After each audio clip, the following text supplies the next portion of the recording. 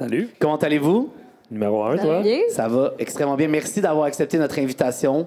Je vais d'abord introduire Andréane Bélan, qui est agente de développement régional à la MRC de Portneuf, responsable du programme Portneuf Culture de saveur. Bonjour. Bonjour, David. Merci d'être avec nous. Miguel Motard, qui est copropriétaire de la brasserie La Fosse.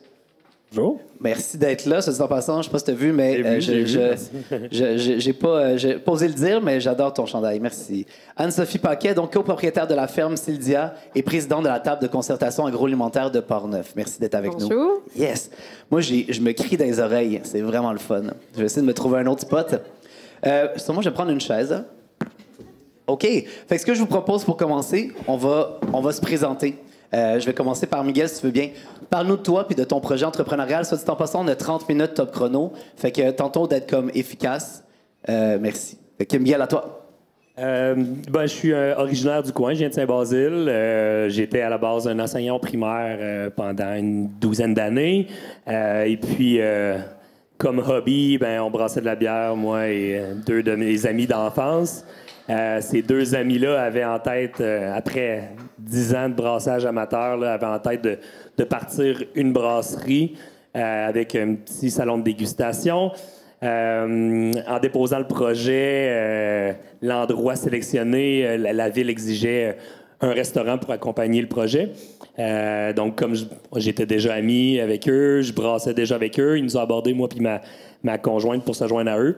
Puis là, c'est là que le projet est né. Donc, on a mis nos carrières, pas de côté, parce qu'on faisait les deux pendant plusieurs années, mais on a fondé la brasserie La Fosse à Donnacona. Donc, pour ceux qui ne connaissent pas, c'est un restaurant pub d'environ 80 quelques places assises, un bon menu. On fait toutes nos bières localement. On distribue dans environ 150 points de vente à travers le Québec. Et puis...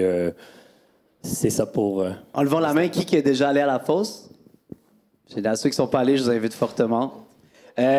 Donc, Anne-Sophie Paquet, merci d'être là. Parle-nous un peu de toi, tes projets. Comme on a eu la chance de se parler un peu, c'est impressionnant le nombre de chapeaux que tu as. Donc, Oui. À toi. Donc, à la base, mon travail, c'est d'être copropriétaire de la ferme Syldia à Neuville. Donc, moi, je suis la relève de cette entreprise-là. Là. Je suis la 4e génération de la ferme. Qu'est-ce qu'on fait? En fait, on est principalement... nos plus grosses productions, c'est vraiment le bœuf et le poulet. Mais on a aussi plein d'autres productions à petite échelle, donc le porc, on a aussi une petite érablière, on a des œufs. Fait que le but, c'est vraiment de desservir la population locale avec des petites quantités, mais tout ce qu'on vend, on le vend par nous-mêmes. On a vraiment toute notre mise en marché, on la fait par nous-mêmes. On a quand même aussi plusieurs clients dans les hacheries. Je suis aussi, je pense que c'est important pour moi d'être impliquée dans ma communauté, en particulier tout ce qui est agricole, ça me tient... particulièrement à cœur et tout ce qui est achat local. Donc, depuis quelques années, je suis présidente de la table de concertation agroalimentaire de Portneuf. J'ai été aussi beaucoup impliquée dans l'organisation de marchés publics dans Portneuf. Et dans mes grands temps libres, je suis également conseillère municipale pour la ville de Neuville. Merci beaucoup. Andréane. Donc, bonjour tout le monde. Andréane Bélan, je suis agente de développement régional à la MRC de Portneuf, en fait, au service de développement économique.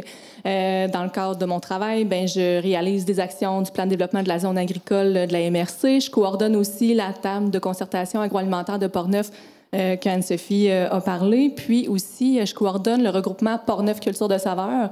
J'aurai l'occasion tantôt là, de vous en dire un petit peu plus. Je suis impliquée aussi sur la démarche portneuvoise en sécurité alimentaire, puis je travaille sur différents projets qui visent la promotion et la mise en marché des produits agroalimentaires de la région. Un des objectifs de la communauté, c'est de renforcer les chaînes d'approvisionnement localement. J'aimerais ça qu'on définisse qu'est-ce que, selon vous, une chaîne d'approvisionnement. Juste question que tout le monde s'entende. Est-ce que vous avez... inventons une définition ensemble. Est-ce que quelqu'un veut se lancer? Andréane, vas-y. Je dirais que c'est l'ensemble des acteurs, des partenaires, des fournisseurs avec qui une entreprise fait affaire pour acquérir toutes les matières premières qu'elle a besoin dans son entreprise pour, après ça, être en mesure d'offrir des biens, des services à sa clientèle. Puis, quand on parle de chaîne d'approvisionnement, on parle aussi de circuits de vente. On a des circuits courts, des circuits longs. Puis, évidemment, plus on va vers les circuits courts, plus on a de contrôle puis de connaissances là, sur la provenance des produits qu'on achète parce que moins il y a d'intermédiaires, ben, plus on a un lien direct avec le producteur ou le transformateur qui nous fournit les produits. Est-ce que vous aimeriez compléter ou ça fait du sens pour vous, cette définition-là? Ça marche? fait du sens. Excellent. Fait que là, je vous demanderais, vous, dans les deux cas, je pense que ici, t'es un fournisseur, plus clairement, puis donc un acheteur, la plus clairement, à part... quoi que ça marche dans les deux bars? Nous, on a les deux parce qu'on Les est deux? producteurs aussi. En fait, on va produire la bière localement, donc on va également faire on a les deux chapeaux, en fait. Fantastique. Même chose ici, Même parce chose. qu'en fait, nous, on a une petite épicerie locale pour vendre nos produits. Fait qu'on a une 50aine de producteurs de la région à même notre boutique. Fait que moi, je comprends très bien la vision de autant acheter un produit que de le vendre à un... On fait les deux, on vend les Ouais. produits de l'autre. On achète les produits de l'autre, on les vend. Ben, allons-y donc. Selon toi, pas selon toi, comment tu choisis tes fournisseurs? C'est quoi, est-ce que tu as une réflexion à chaque fois que tu en choisis un? Est-ce que c'est conscient? Oui, c'est sûr que nous, on n'a pas une liste vraiment de standards établis pour un produit. C'est sûr qu'on y va vraiment avec nos valeurs, notre vision pour notre entreprise. Je dirais qu'à la base, quand j'ai ouvert la boutique, j'avais 8 producteurs avec moi ou agrotransformateurs. Ils venaient tous de Portneuf. C'était mes amis de marché public que j'avais connus justement en étant voisin de table dans un marché que j'ai dit « Hey, je me lance, voudrais-tu avoir tes produits chez nous? » Fait qu'à la base, c'était vraiment ça ma vision de vendre les bières de Miguel, d'aller vendre le fromage de Charles. C'était vraiment l'idée de connaître la personne derrière le produit. Veux pas de fil en aiguille, ben ça a été OK, ben j'ai pas de pain à la boutique, il faudrait que je me trouve du pain, fait que d'aller combler qu'est-ce qui manquait. Fait que j'ai un peu moins cette proximité-là avec tous mes producteurs, mais en fait, nous, à la base, on veut toujours prioriser ce qui provient de Portneuf. Quand c'est pas possible, on va aller vers la région de Capitale-Nationale, puis ensuite, ben là, si c'est vraiment pas possible, on va plus loin. Mais le but, c'est de rester vraiment très, très, très local. Puis nous aussi, on a un peu la vision d'être le plus raisonné possible dans nos démarches sans être nécessairement biologique, parce que chez nous, c'est pas le cas, on n'est pas biologique, mais on tente d'avoir les meilleures pratiques possibles, dans le sens que tout ce qui est bien-être animal, en fait, on est dans les mêmes conditions que si on était dans un élevage bio, mais on n'est pas allé chercher une certification qui fait aussi qu'il y a quand même un cahier de charges à respecter, il y a des frais, il y a vraiment une certaine notion d'un produit qui devient haut de gamme, je dirais, tandis que nous, on voulait avoir un produit qui était quand même accessible pour les gens de la région. Merci. Miguel, est-ce que toi, comment vous faites vos choix? Est-ce que c'est conscient à chaque fois? Est-ce que vous avez des critères? Je dirais qu'avec le temps, on s'est établi peut-être des normes un peu, une liste un petit peu plus précise de comment on choisit nos fournisseurs. Au début, on allait assez rapidement. Ce produit-là a l'air intéressant, let's go, on commence. Puis là, plus tard, rapidement, on se rend compte que là, il n'est pas capable de nous fournir à l'année. Une semaine sur deux, on n'est pas capable de commander, donc on en manque on n'a pas sur le menu. On se rend compte que le prix fait pas trop de sens. Fait qu'au début, tout va vite quand on part une entreprise, mais là, avec le temps, rapidement, on commence, comme Anne-Sophie a dit, vraiment avec les valeurs, les affinités pour commencer. Je trouve que c'est vraiment important, une vision assez commune de la vie puis du marché en général, de tout en général. Puis après ça, c'est de prendre le temps de s'asseoir puis s'assurer que le côté équité, ça fonctionne. Le prix fonctionne pour les deux côtés. Toi, tu es capable de faire de l'argent un peu, puis moi aussi. Fait que les deux côtés tirent profit de cette relation d'affaires-là. Après ça, c'est le côté logistique. Vas-tu être capable de m'approvisionner, de quelle façon et tout ça. Fait que on prend plus notre temps, puis on s'assure de faire des partenariats durables puis profitables pour tout le monde. Tu as adressé quelques défis. Ça va être la prochaine question. Avant d'aller dans les défis, Andréane, as-tu envie de nous partager, c'est quoi, selon toi, les avantages de travailler avec des fournisseurs locaux?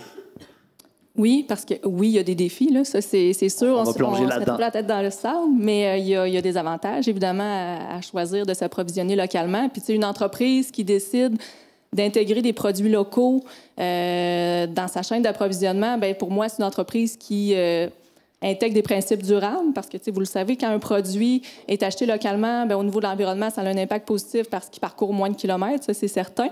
Puis je dirais aussi que ça a un impact au niveau de la fraîcheur. Là, tu sais, quand c'est des produits frais, des produits, des légumes, des fruits, tout ça, bien, quand on l'achète localement, bien, il parcourt une moins grande distance, donc ça a un impact positif sur la fraîcheur.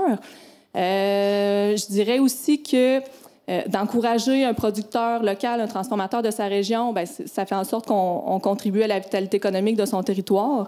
D'inscrire le nom d'un producteur ou d'un transformateur sur son menu, c'est une belle visibilité aussi, c'est une belle promotion pour cette entreprise-là.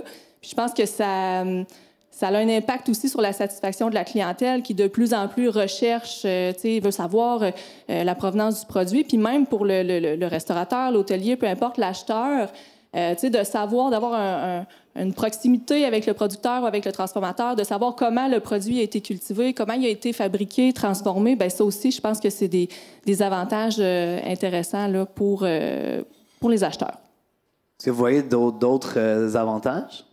Bien, je pense aussi que ça peut être intéressant pour un touriste, par exemple, qui décide de venir dans Portneuf, bien, de s'imprégner de A à Z dans Portneuf, par exemple, d'aller à la vallée du Bras-du-Nord, d'aller faire sa randonnée, d'aller manger, puis d'en plus, d'aller manger des produits qui viennent vraiment de Portneuf avec une bière de Portneuf. Tu dis, j'ai vécu comme l'expérience au complet, puis je pense que c'est ce que les gens recherchent de plus en plus, puis le tourisme gourmand, on se le cachera pas, c'est quelque chose qui a vraiment pris de l'ampleur aussi au courant des dernières années. Fait que je pense que c'est vraiment quelque chose qui peut être distinctif pour soit un restaurant ou peu importe quelle institution. Là.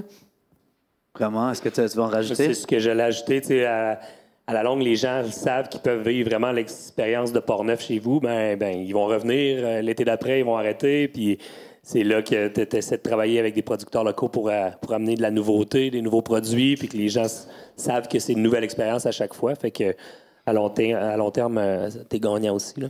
Complètement. Puis il y a quand même, quand on se parlait, puis Andréane t'en a parlé tantôt, l'idée de trouver sur le menu d'un restaurant le porc de telle ferme puis la salade de telle ferme. Il y a quelque chose de l'ordre de la fierté puis du travail de collaboration puis que je trouve super inspirant. Fait en effet, maintenant, on a parlé des avantages.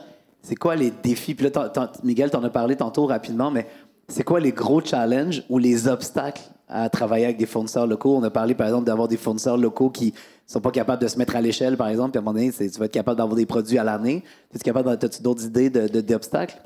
Ben, le numéro 1, ça va rester le prix. Il faut connaître sa clientèle. Puis tu as bien beau dire, ton prix est le mien, je calcule une certaine marge, puis je refile la facture au client, mais est-ce que le client est prêt à payer ce prix-là? Là, il faut connaître sa clientèle, puis voir jusqu'où le client de ton restaurant est prêt à aller.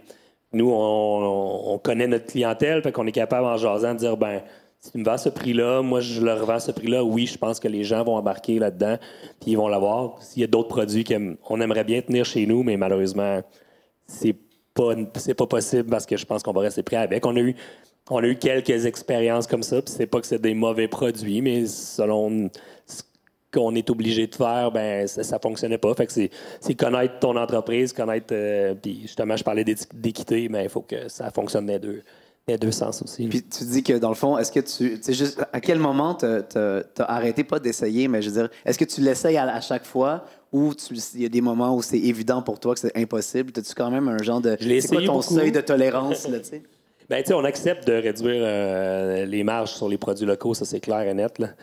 On accepte parce qu'on pense que justement, à cause de tous les avantages, soutien à l'économie locale, puis on sait qu'à long terme, ça nous attire des gens chez nous, on fait découvrir la région. Fait qu'on on accepte de réduire un peu, mais il y a une limite. Faut pas être à perte non plus. Puis on peut pas non plus réduire sur tous les plats. Fait que c'est certain qu'il faut trouver un équilibre entre certains produits, on va accepter de diminuer parce qu'ils nous attirent des gens, mais il faut se reprendre ailleurs. Fait que c'est comme un équilibre. Puis il y a certaines fois que l'expérience n'a pas nécessairement fonctionné.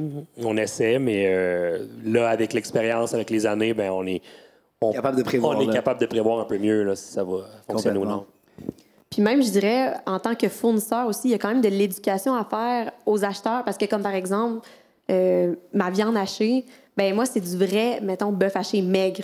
Fait que oui, peut-être qu'il est plus cher, mais la boulette, elle va rester grosse quand elle va être cuite, tandis que celui d'un distributeur qui est plus coupé, qui va être plus gras, il va avoir plus de pertes. Fait que, tu sais, des fois, il faut faire des calculs puis leur montrer que, finalement, c'est peut-être pas si cher que ça.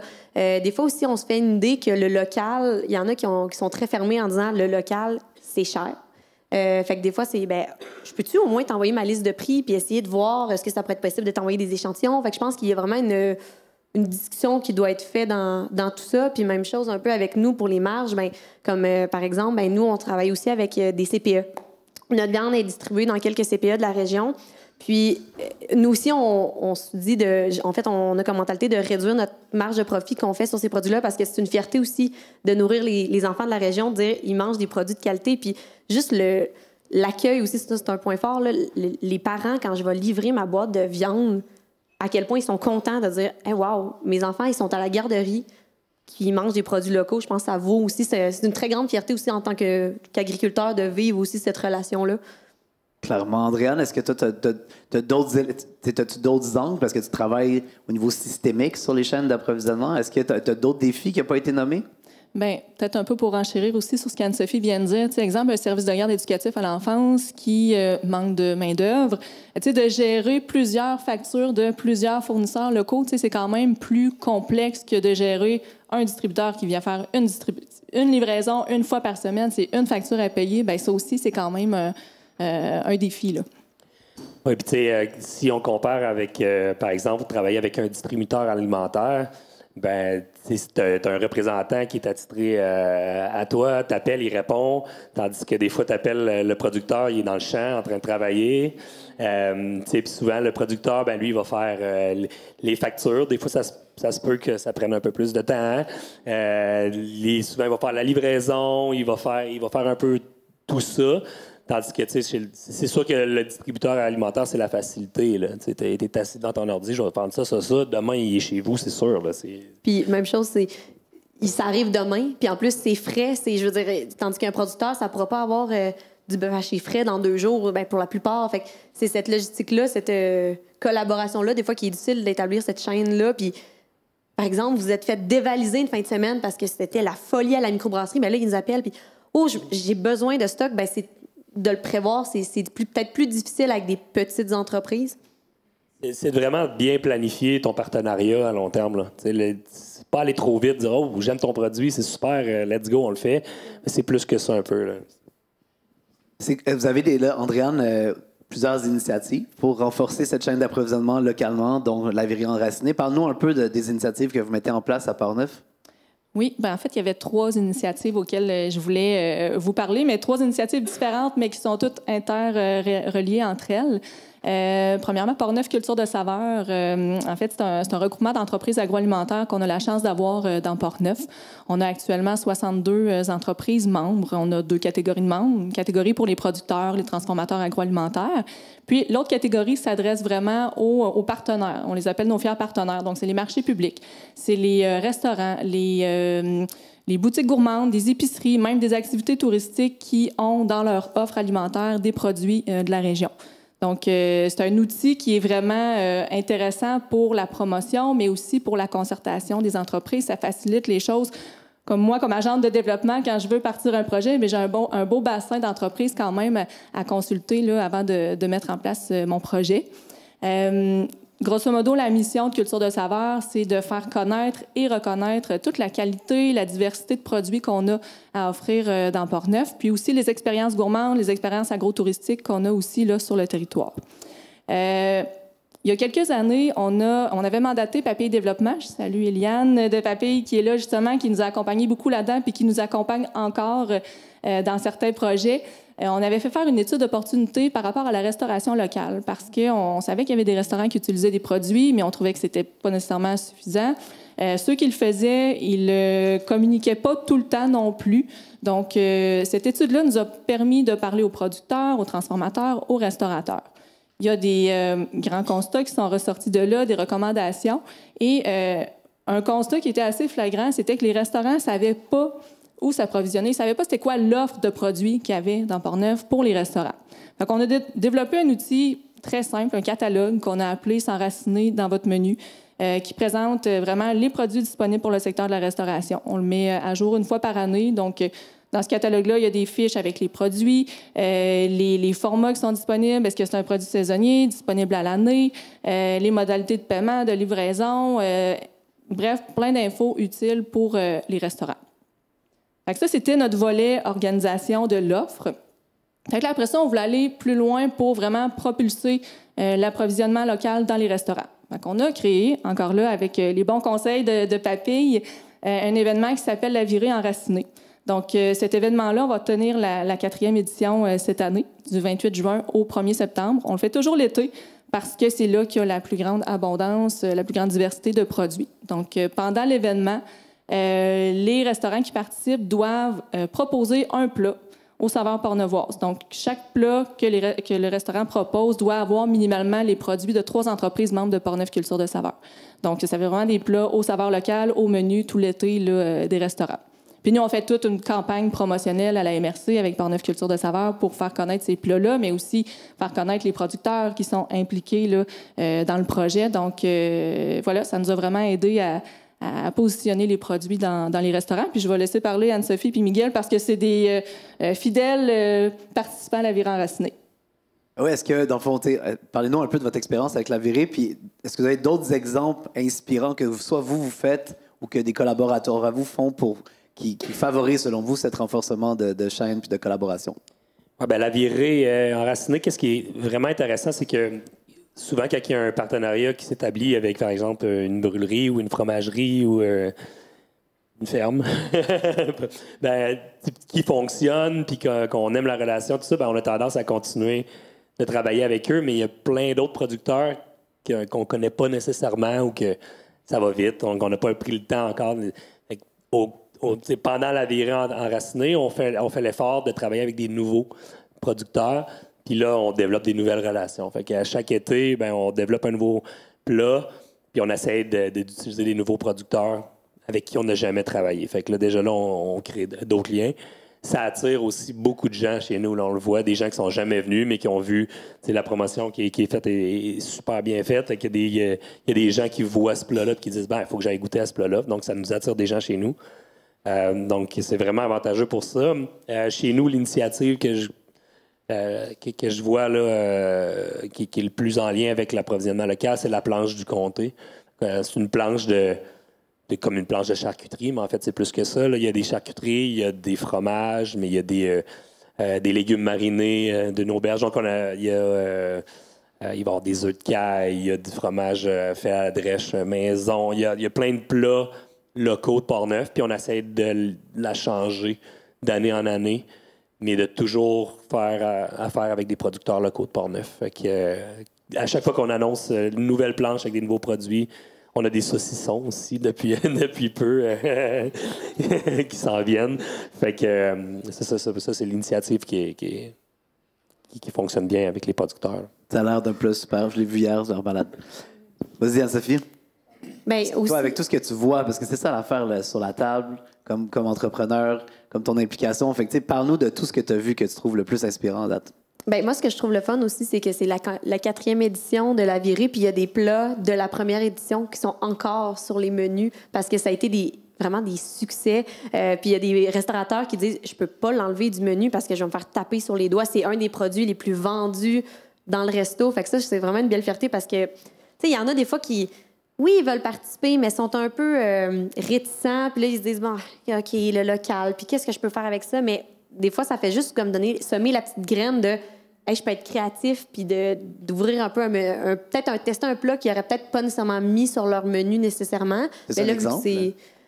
C'est un exemple? Ben, moi, je pense au Bistrot La Ferme, qui malheureusement, bon, cet été, sera peut-être pas nécessairement en fonction, mais je me souviens de Vincent qui m'avait appelé, puis il était comme, je viens à ta boutique, je viens voir ce que tu fais. Puis il avait vu mes cuisses de poulet, qui c'est vraiment des grosses cuisses de poulet, parce que c'est des gros poulets qu'on élève chez nous. Puis il avait dit, hey, ça me parle, je veux faire du poulet frit. Fait qu'il avait fait vraiment un plat de poulet frit haut de gamme qui était, wow, vraiment beau. Puis même juste après, ben, il y avait une séance photo aussi qui allait avec tout ça. Puis, tu sais, de mettre dans un restaurant, souvent, on voit juste une assiette. Mais là, c'était avec vraiment des producteurs étaient invités à aller prendre part à la séance photo pour vraiment montrer ce beau partenariat-là, puis cette cohésion-là. Puis ça a fait des images vraiment qui sont vraiment belles que les entreprises utilisent encore. Je pense à la belle photo de la fosse avec tout le monde au bar. C'est vraiment super inclusif. Puis ça montre un peu... Tu sais, à Portneuf, on est chaleureux. Je trouve que ça représente bien c'est quoi la MRC de Portneuf. Puis on a tout type de restaurants, là. Tu sais, des restaurants plus gastronomiques, mais on a des casse-croûtes aussi, là. Ça, c'est vraiment le fun, là. Je vois Jérôme ici, là. avec son casse-croûte à Deschambault, qui a embarqué tout de suite, puis qui nous a dit là, qu'elle allait rembarquer l'année prochaine, bien, pour cet été. On a un casse-croûte à Saint-Casimir qui n'avait pas de plat avec des produits locaux, puis a décidé d'en inclure parce qu'il y avait la virée enracinée, parce qu'il y avait le catalogue qui lui présentait c'était quoi l'offre de produits disponible. Fait que c'est sûr que pour nous, c'est comme une belle tape dans le dos, là. Puis surtout quand les partenariats continuent après la virée, ben ça nous montre c'est un travail qui vaut la peine, là. Même si c'est à petits pas, ben ça vaut la peine. Est-ce qu'il y a des gens qui ont des questions pour nos invités? C'est une conversation. On est là, on est en mode, on vous parle. Mais vous, est-ce que vous avez des réflexions, des questions, des commentaires? Monsieur qui a un casse-croûte, là, vous avez une réflexion sur ce qu'on dit depuis tantôt? Non, mais c'est sûr que tout ce qui est catalogue, c'est quelque chose qui peut être la réponse des clients est sensationnelle. Surtout qu'on introduit des produits locaux, que ce soit des courants spécialisés ou encore la ferme à Sophie. Si je peux faire du pouce avec le casse-croûte du roi, ça nous amène des clients chez nous parce qu'il y a des gens qui font comme hey, je suis allée manger un burger au casse-croûte, c'était tellement bon, je veux la viande, je veux voir, tu sais, je veux le refaire chez nous. Fait que juste ça aussi, oui, on a fait une vente, on a vendu notre bœuf haché à Jérôme, mais tout ce qui vient après aussi, ça reste intéressant. Good. Salut à vous trois. Je tiens à vous féliciter pour ce que vous faites. C'est vraiment extraordinaire. Ça me donne d'ailleurs envie de faire la virée, donc je vais essayer de le faire. Je vis à Québec, donc c'est pas si loin.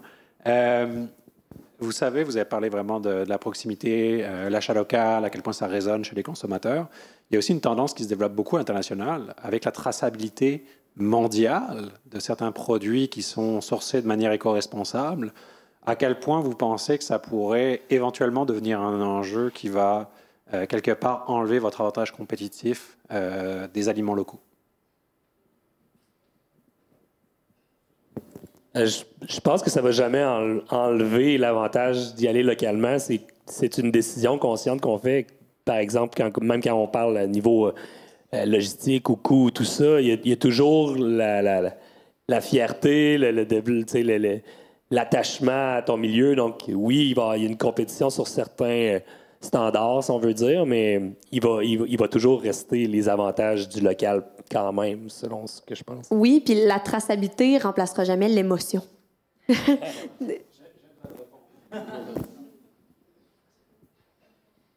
qu'il y a d'autres questions dans la salle? Réflexion? Oui, monsieur. Je vais y aller avec ma douce voix, vous allez m'entendre.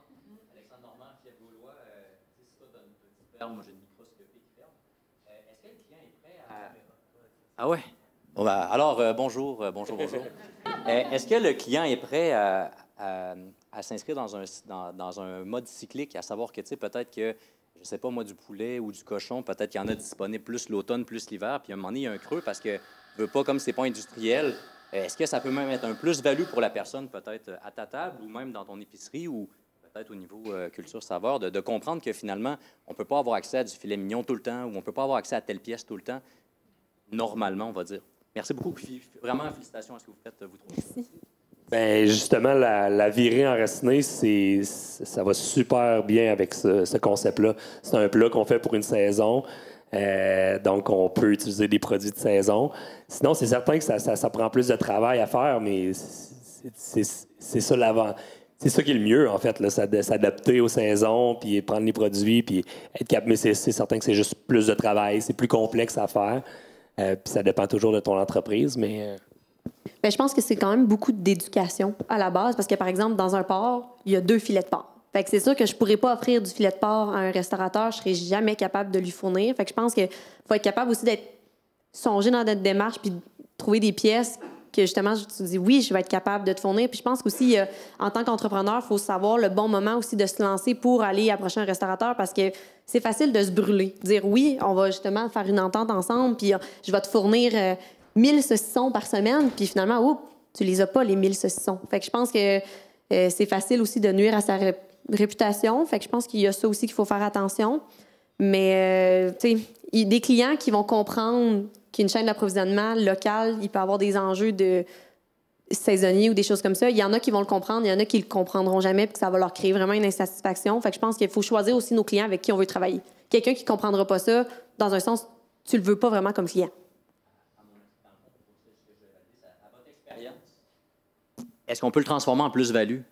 est-ce que ça peut être pour que la personne se dise « Hey, c'est parfait, je sais qu'à tel moment, il va avoir ça, puis hey, ça va être l'automne, là, je sais qu'à telle place, il va avoir ça, yes, yes, yes. » Ben, je pense que oui, ça peut être très bien, ça peut être une question marketing aussi, de le dire. Oh, comme par exemple, moi, j'ai du jus de pomme, c'est l'automne.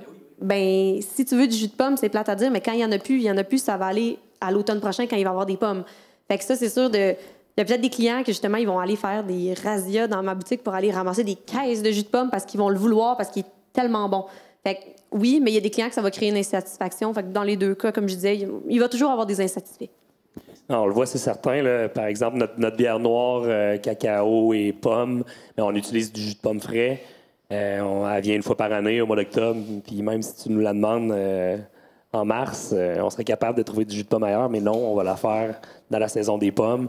On fait une bière au melon d'eau. On utilise des melons d'eau locaux une fois par année. Ça va être dans la saison des melons d'eau. Fait que oui, je pense qu'il y a une plus-value. Les gens l'attendent, ils ont hâte, puis quand ça arrive, ils se jettent dessus. Fait que ouais, je pense que... Moi, chez nous, j'ai un print avec les mois de l'année, des super beaux dessins, puis les produits par saison. Puis c'est comme encadré chez nous. Fait que c'est devenu comme un trend, c'est une œuvre d'art, mais finalement, c'est de l'information. J'ai juste nommé que c'est le fun, des fois, de faire des maillages entre la culture, puis dans le but de changer les habitudes, puis d'informer. Fait que, bref, hey, merci pour cette question-là. Dernière question pour nos invités. Qui va avoir la chance de poser ou de commenter ou de réfléchir avec nous? Fait que sans plus tarder, je propose à Andréane peut-être de mettre le mot de la fin en nous parlant de c'est quand la virée enracinée, c'est quand qu'on peut y participer, où est-ce qu'on peut trouver ces informations-là? Oui, en fait, c'est du 28 juin au 1er septembre, la 4e édition. Toute l'information est sur va être sur notre site Internet Portneuf Culture de Saveur, qui est portneuf.ca/culture-de-saveur.com. En fait, présentement, il y a les informations de l'édition de l'année dernière. Fait que si vous êtes curieux pour voir le type de plat qui se fait dans le cadre de la virée enracinée, puis tout aussi l'offre touristique qu'on développe autour de la virée enracinée, parce que oui, on propose des plats, mais aussi des activités à faire pour combiner à la visite des restaurants qu'on fait. Donc, tout ça est sur notre site Internet. Puis oui, je vous invite à venir en profiter l'été prochain là, dans Portneuf. Merci. Anne-Sophie, est-ce qu'on a des choses à savoir sur la ferme Syldia ou une de tes implications, une date ou un endroit où est-ce qu'on peut avoir de l'information sur tes produits ou où est-ce qu'on te retrouve? On travaille à tous les jours. Fait que la boutique est ouverte à tous les jours, été comme hiver. Nouveau projet, on a vraiment plein de produits de poulet qui viennent d'être lancés, vraiment dans la transformation. Fait qu'on a vraiment un bel éventail de produits. Puis sinon, cet été, on va être présent dans pas mal tous les événements agroalimentaire de la région. On a des beaux festivals brassicoles dans Portneuf. Donc, on va souvent être là-bas pour faire des pogos, les fêtes gourmandes de Neuville, des choses comme ça. Fait qu'on se promène durant pas mal tout l'été. Puis sinon, ça nous fait plaisir d'avoir vraiment des clients à l'année à la ferme. Merci énormément, Miguel. Même chose, venez nous visiter. On est là à l'année longue. Sinon, nos produits sont un peu partout.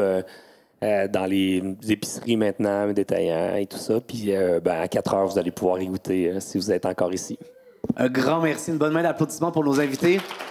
Donc, Andréane Belland de la MRC de Portneuf, Miguel Motard de la Brasserie La Fosse et Anne-Sophie Paquet de la ferme Syldia. Donc, merci beaucoup de votre temps. Est-ce que vous restez avec nous jusqu'à la fin de la journée?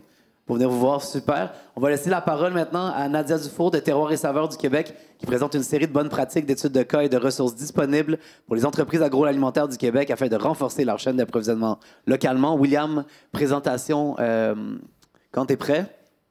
Fantastique. Nadia, la parole est à toi. Super. Merci beaucoup. Bien, premièrement, merci beaucoup de nous avoir invités aujourd'hui. Petit instant, je dépose ça ici. Génial. Parfait. Donc, je suis Nadia. Donc, mon travail, c'est que je suis consultante pour l'association. Alors, c'est moi qui vais sur le terrain et qui travaille directement avec les producteurs, les artisans transformateurs, les restaurateurs, les attraits touristiques, quand même. Alors, ce que je vais faire pour les premières présentations, on va voir un peu qu'est-ce que l'association en survol. Puis, je sais que ma présentation vous sera envoyée directement. Donc, si vous voyez que je vais un petit peu vite, parce que je veux aller aux 22 exemples tangibles à vous présenter. C'est ça qu'on dit, la viande autour de l'os. Très bien. Parfait. Alors, c'est quoi le sommaire? On va voir qu'est-ce que le secteur du tourisme gourmand, c'est quoi exactement. Ensuite, on va voir l'association. Il y a des services d'accompagnement et on va voir avec les collaborations avec les plans montagne. Alors, qu'est-ce que le tourisme gourmand? Hein? Bien, c'est la découverte d'un terroir à travers ses saveurs, ses attraits, ses activités. Donc, en réalité, tout ce qui est le plaisir de la vie, manger. Un secteur excusez-moi, savez-vous quoi? Si je descends, est-ce que ça vous dérange? Parce que je me sens comme hissée. Moi, j'aime ça être en bas. Oh yes! Là, je me sens bien, je suis avec vous. C'est merveilleux, parfait. Alors, et puis au niveau du son, est-ce que c'est correct ici? C'est parfait? Merveilleux, merci beaucoup. Parfait. Alors, c'est un secteur qui a le vent dans les voiles. Hein. Comme on vient de voir ici, hein, on a parlé beaucoup de dynamisme. Alors, c'est un produit transversal qu'on peut vivre à différents moments de la vie. En plus, on parle de croissance importante, un impact grandissant et également aussi des liens renforcés avec quoi? Avec les maillages. C'est quoi un maillage? C'est un lien entre deux entreprises. Oups, je vais un peu vite. Alors ici, c'est le pouvoir, en fin de compte, du produit tourisme gourmand. Ça attire. Il y a même des clients, comme 60% vont choisir un choix de destination. Pourquoi? Pour son offre en tourisme gourmand. C'est normal, hein? Notre vente, qu'est-ce qu'il fait? Il nous attire. Et quand en plus c'est local et c'est bon, ça attire encore plus. Maintenant, et l'association, c'est l'association sectorielle de tout le développement agro-touristique du Québec. Sa marque de commerce, c'est Terroirs et Saveurs. Alors, c'est quoi son rôle? Elle a 5 rôles. Alors, premièrement, elle représente le secteur, elle accompagne, elle développe, elle promouvoit et elle met en œuvre le plan national, Action provinciale pour l'avenir du tourisme gourmand. On a aussi les services d'accompagnement. Les services d'accompagnement, ils sont bien sûr autant aux producteurs, aux artisans, transformateurs, restaurateurs et toutes les entreprises, en fin de compte, qui peuvent ouvrir, qui peuvent inclure le tourisme gourmand. Oups. Okay.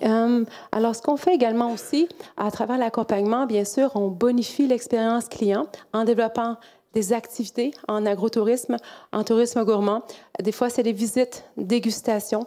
On fait aussi, par exemple, de façon peut-être plus technique. Donc, comme je suis sommelière à la base, donc je développe des cocktails, des accords. Parce que comme tout à l'heure, on parlait de la virée gourmande. Hein? Imaginez, hein? Alors, le plat qu'il a concocté en harmonie parfaite avec sa bière. Donc ça, c'est comme une petite spécialité assez intéressante. Également aussi, ce qu'on fait, c'est que je fais aussi des fiches de produits et on propose aussi des aménagements des différents espaces. C'est parce qu'on parle souvent du tourisme gourmand, puis quand j'analyse, par exemple, les lieux, on me dit, mais pourquoi? Parce que l'endroit dans lequel on est quand on mange ou quand on boit quelque chose, ça a un impact sur nous, ça a un impact sur nos émotions. Et quand c'est beau, qu'est-ce que ça fait chez nous? On a encore plus de plaisir, puis on déguste davantage le plat local.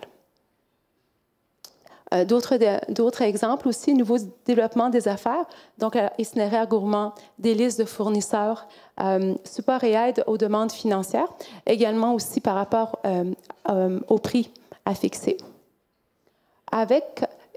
Ici, vous avez certains, depuis 2016, à partir des 40 premiers producteurs d'alcool, que j'ai travaillé, c'est comme 6000 km à travers le Québec.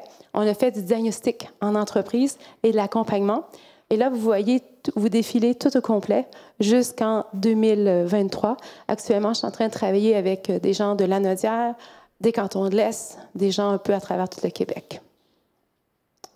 Alors, on a aussi fait des bonnes pratiques parce qu'on s'est dit, c'est le fun.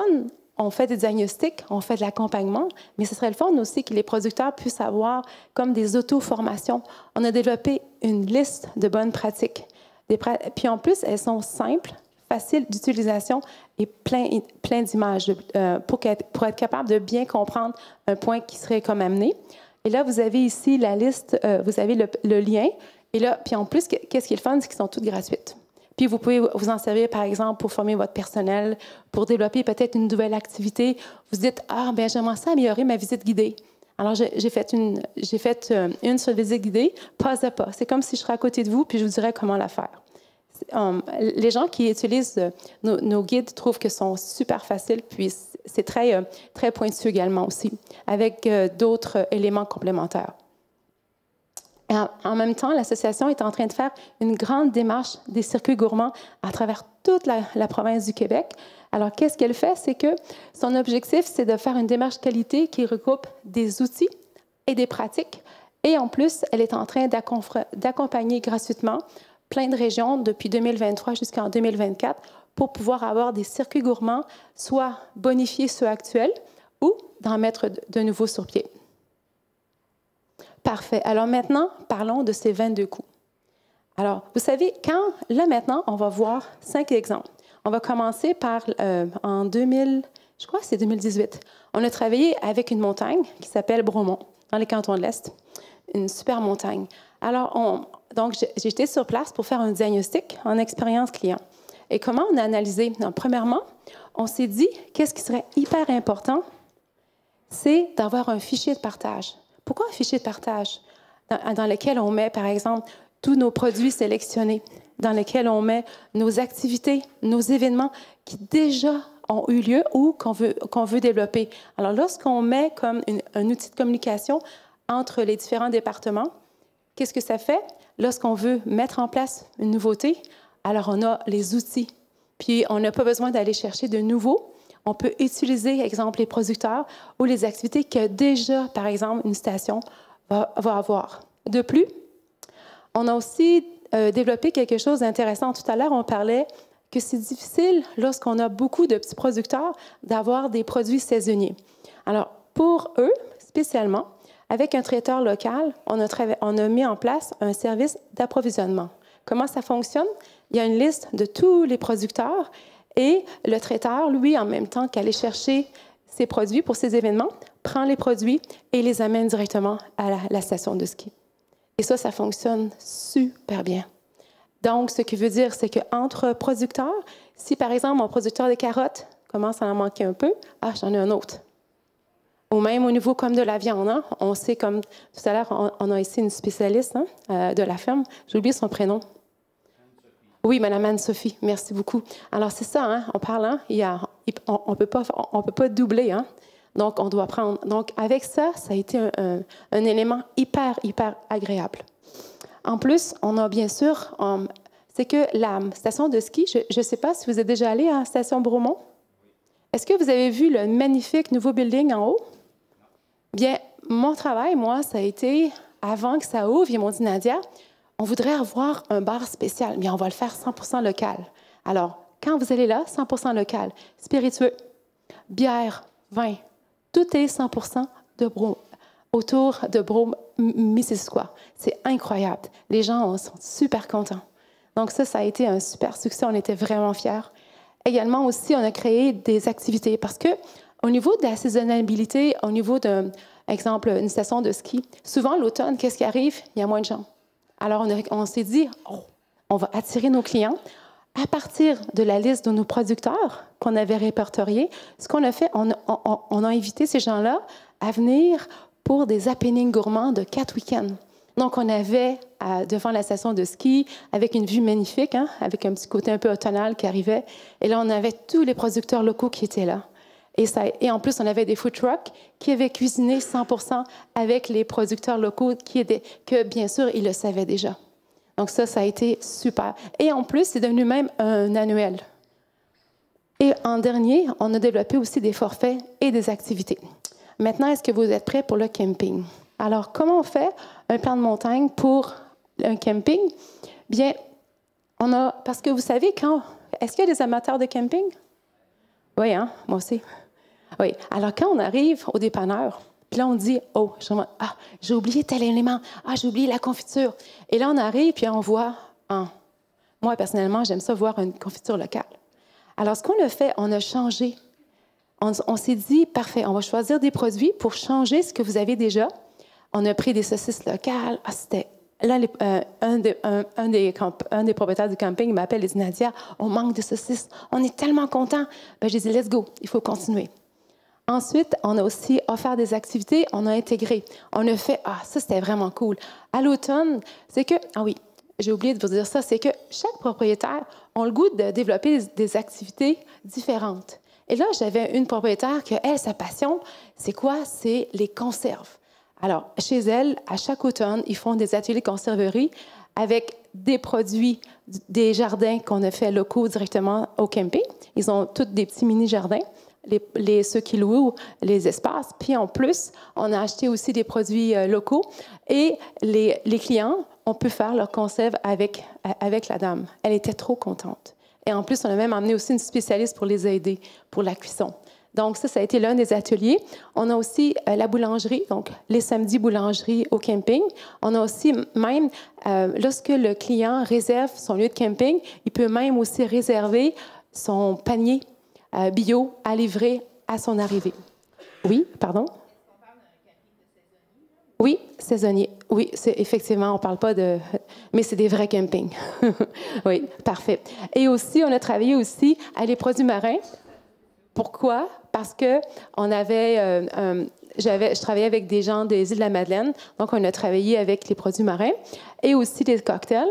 Puis on a aussi créé des happenings dans la région de Montérégie grâce au répertoire des alcools de la Montérégie. Donc, c'est tous des alcools répertoriés selon les caractéristiques complètes de chaque alcool.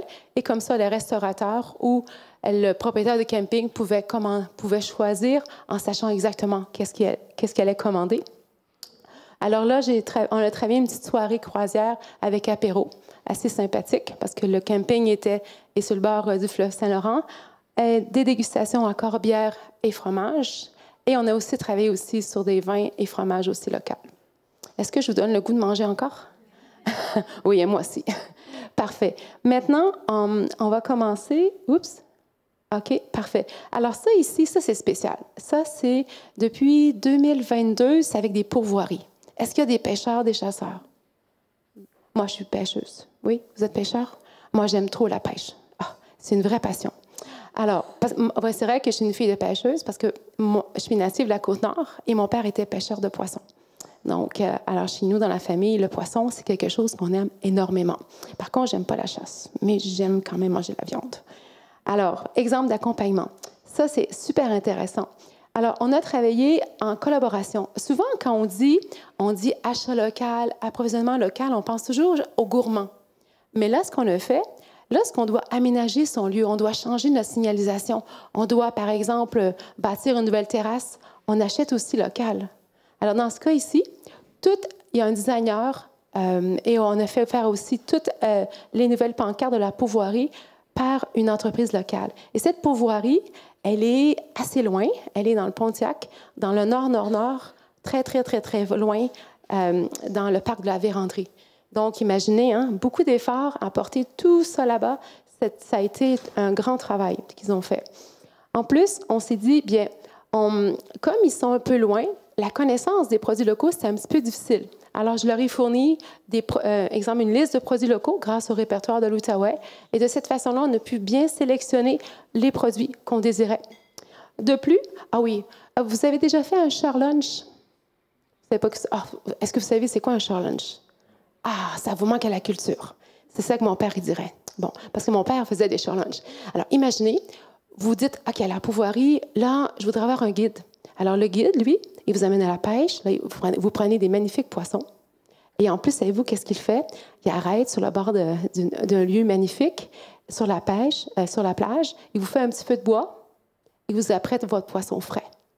Ah, c'est ça un share lunch. Ah, ça, là, quand vous allez en pourvoirie, là, faites-le. Ou faites-le vous-même directement. Et là, on s'est dit, on voudrait bonifier l'expérience qu'au share lunch. Alors, poisson, pêche, qu'est-ce qui nous manque? De la bière. Voilà. Alors, on s'est dit, on va concevoir une bière avec un producteur local. Alors, on a sélectionné une microbrasserie qui était la plus proche possible de la pourvoirie. En plus, on a travaillé l'étiquette. Voyez-vous, Lac Bryson Lager. On a raconté l'histoire. On a raconté le nom est en lien avec l'histoire de la pourvoirie. On a même aussi la marque de la pourvoirie. Qu'est-ce que c'est? C'est le design du lac. Son empreinte, c'est comme ça qu'on appelle ça. Et en plus, on a créé une bière, c'est une blonde, et on a mis avec une petite touche de pain blanc. Pourquoi? Parce que les pains blancs, c'est ce qu'on retrouve tout autour du lac. Alors, imaginez l'accord avec avec le poisson pané. Alors, les clients, ils en redemandent. Et qu'est-ce qui est vraiment intéressant là-dedans? C'est que nous, on pensait que ce serait juste pour la pourvoirie. Là, les clients ont commencé à connaître, la bière de la pourvoirie. Et maintenant, sa bière, elle est disponible dans toutes les épiceries locales. Et le microbrasseur dit, je ne pensais pas en refaire, puis en refaire. Il est rendu à je ne sais plus combien de batchs. Au début, on pensait tout petit, mais là, maintenant, ce n'est pas juste bon pour l'entreprise, c'est aussi bon pour les autres entreprises locales, l'approvisionnement. Également aussi, on a aussi créé aussi un happening gourmand annuel. Première année, c'était un événement avec un chef, avec différentes activités. Et l'année passée, j'étais là pour leur 30e anniversaire. Vous voyez un petit peu comme des photos. Alors, c'était un peu plus comme, c'était moins solennel, donc c'était plus à la bonne vôtre. C'était très intéressant. Et alors, ce qu'on a fait, c'est qu'on a aussi travaillé aussi des petits cocktails locaux, là, intéressants, bien sûr, avec notre bière. Et également aussi, on a aussi greffé aussi d'autres activités comme l'autocueillette en forêt de champignons. On a fait aussi un show lunch, bien sûr, aussi. Maintenant, on va voir avec un producteur en agrotourisme, comment on fait ça. Ici, la productrice qui est là, auparavant, elle vendait, son chiffre d'affaires, c'était 60 % la vente de paniers gourmands. Et là, elle dit, Nadia, je voudrais faire un virage complet en agrotourisme. Alors, comment on fait ça? Bien, comment on le fait? Bien, on a sélectionné parce que, puis dans son offre agrotouristique, elle désirait que sa nouvelle boutique, qu'on offre des produits du terroir. Alors, quand on offre des produits du terroir, alors, c'est important au niveau de la sélection de sélectionner des produits qui vont complémenter les nôtres. Pourquoi? Parce qu'on veut mettre en valeur nos produits, mais aussi aider aussi les autres. Parce que si ça n'a pas de lien, bien, l'effet sur le panier client sera peut-être moins effectif. Donc, en ayant des produits complémentaires, comme elle a des légumes et elle a aussi du yak. Le yak, c'est comme une espèce de gros bœuf géant.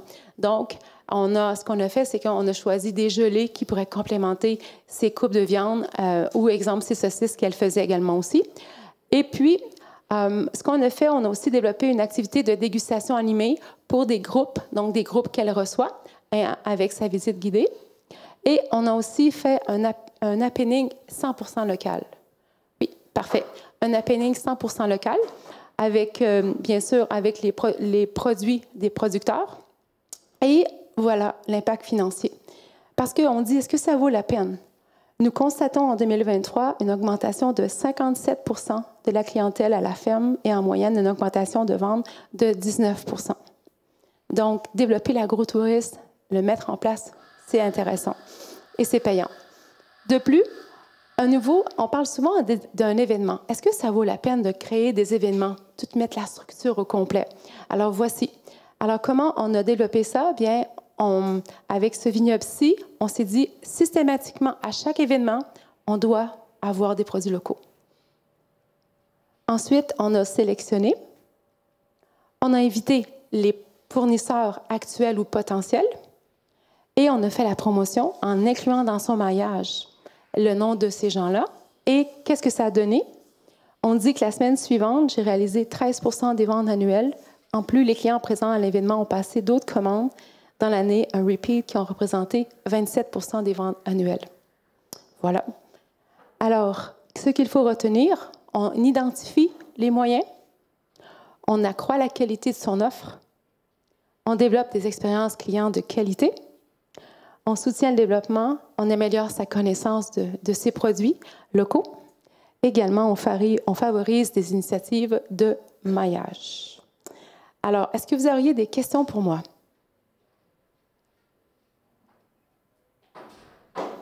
J'ai tout dit, hein? Oui, j'ai fait ça vite en plus. Bon, parfait. Bien, écoutez, si vous n'avez pas de questions, bien, je vais rester un tout petit peu. Malheureusement, je dois repartir à Montréal assez rapidement parce qu'on m'attend. Mais je vous remercie beaucoup de votre écoute, d'avoir été ici. Puis merci encore de m'avoir invité. Ça a été un grand plaisir d'être avec vous. Merci énormément, Nadia Dufour. Merci de ta présence.